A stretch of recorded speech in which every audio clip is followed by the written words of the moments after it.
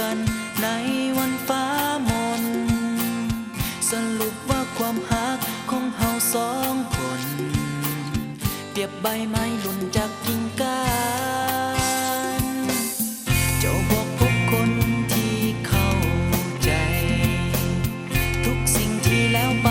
ให้ลืมมันอย่าเปลืองหัวใจปล่อยให้เป็นเพียงฝันตื่นนอนก็จางหายไปปิดซากความหักเขาไว้เพียงเท่านั้นทุกความผูกพันให้มันจางหายถ้อยคำเหล่านั้นยังเก็บไว้คอยเตือนใจอยู่ทุกวันจนถึงวันนี้เจ้ามีน้ำตาวันคืนกลับมา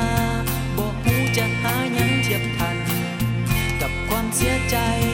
ยิ่งกว่าวันนั้นเจ้าบอกลากันแล้วจากไป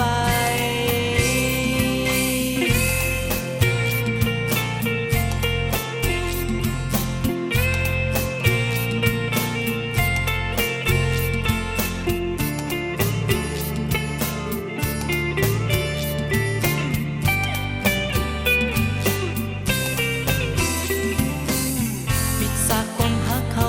ไว้เพียงเท่านั้นทุกความผูกพัน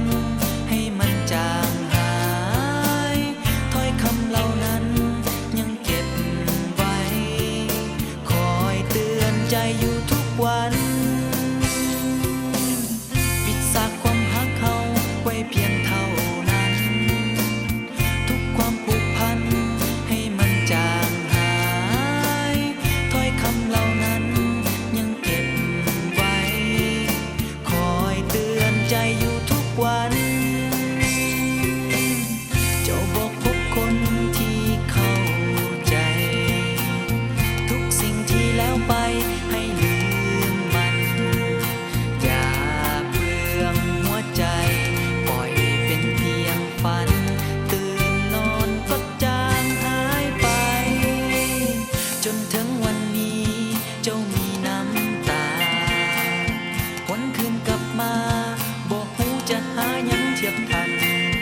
กับความเสียใจ